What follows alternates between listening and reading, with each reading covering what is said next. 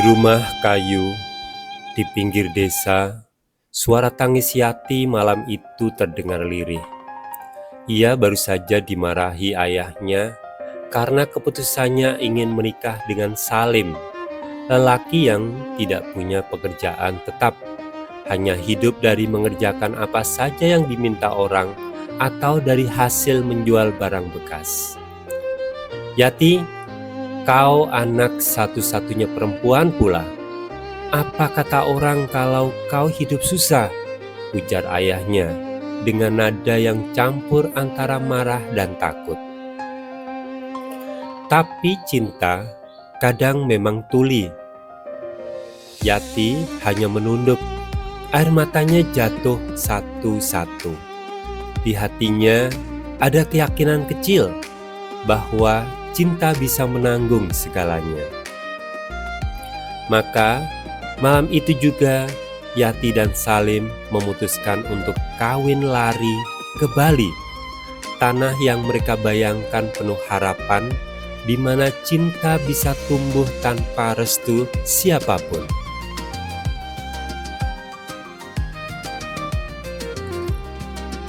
Pagi pertama di Bali, udara beraroma laut dan dupa. Mereka menumpang di rumah kecil milik teman lama Salim di pinggiran Denpasar. Di sana kehidupan baru dimulai.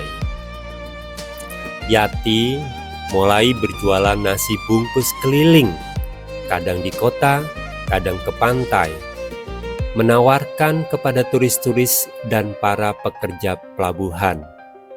Sementara Salim membawa karung besar di punggung, memunguti botol, plastik, dan kaca bekas di sekitar hotel dan restoran.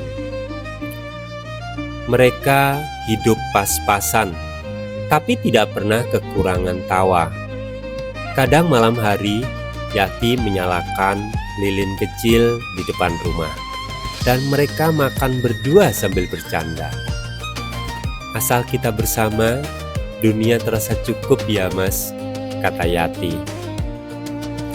Bagi mereka, Bali bukan hanya tempat tinggal, tapi simbol dari perjuangan dan keteguhan cinta. Namun, laut yang tenang pun punya arus yang bisa menyeret siapa saja.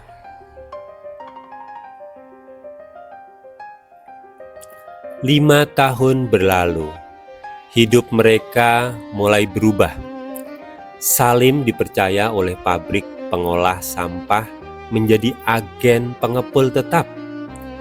Dari pemungut barang bekas, ia naik menjadi pengelola yang mengatur pemulung-pemulung lain.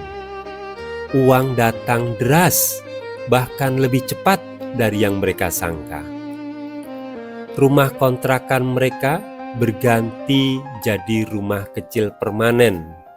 Yati tak lagi keliling menjual nasi, tapi mengurus rumah.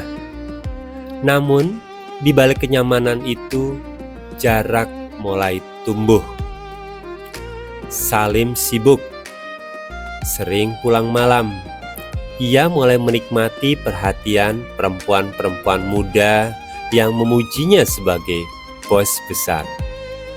Uang membuatnya lupa bagaimana dulu ia menahan lapar bersama Yati. Kini ia bisa menikmati pesawat terbang, kapal cepat, dan juga kereta api ekspres.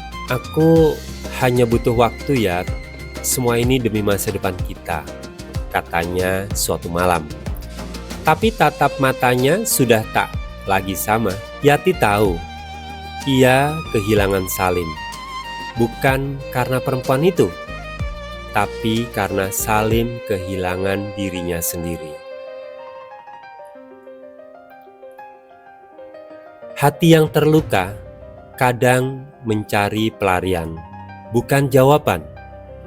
Di tengah sepinya rumah, Yati bertemu seorang pria campuran Australia-Jawa, pelanggan lama yang dulu sering membeli nasi bungkus darinya di pantai.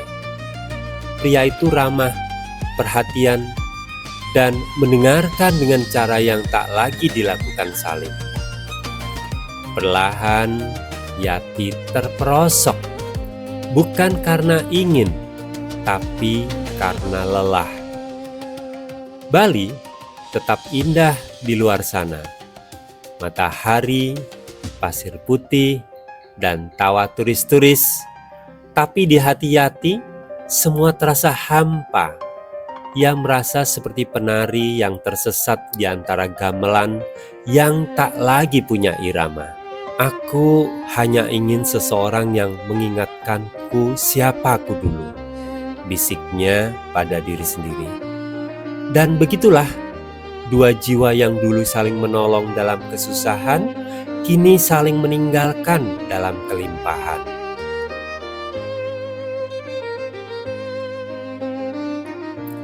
Ketika badai datang, rumah yang dibangun di atas kesombongan tak akan bertahan. Perselingkuhan terbongkar, kata-kata saling menyakitkan terucap. Yati pergi, saling menyesal, tapi sudah terlambat. Uang masih ada, tapi rumah mereka kosong. Di suatu sore yang sunyi di pantai Sanur, Yati duduk sendirian. Laut tampak indah, tapi bagi Yati, keindahan itu kini terasa seperti ejekan. Ia menatap ombak yang datang dan pergi, lalu berbisik lirih, "Ya Allah, ternyata yang sulit bukan mencari rejeki, tapi menjaga hati saat kau memberikannya." Ayat yang dulu diajarkan ayahnya kembali terngiang. Dan kami akan mengujimu dengan keburukan dan kebaikan sebagai cobaan. Dan hanya kepada kami kamu dikembalikan. Quran Surat Al-Anbiya 35. Dan di saat itu, Yati sadar hidup mungkin telah menjatuhkannya lagi ke tanah. Tapi kali ini ia tidak ingin lupa pada asalnya. Ia berdiri perlahan, memandang matahari yang tenggelam di ufuk barat, lalu tersenyum. "Mungkin inilah caraku pulang," katanya pelan. Kisah Salim dan Yati bukan sekedar kisah dua insan yang kalah oleh keadaan.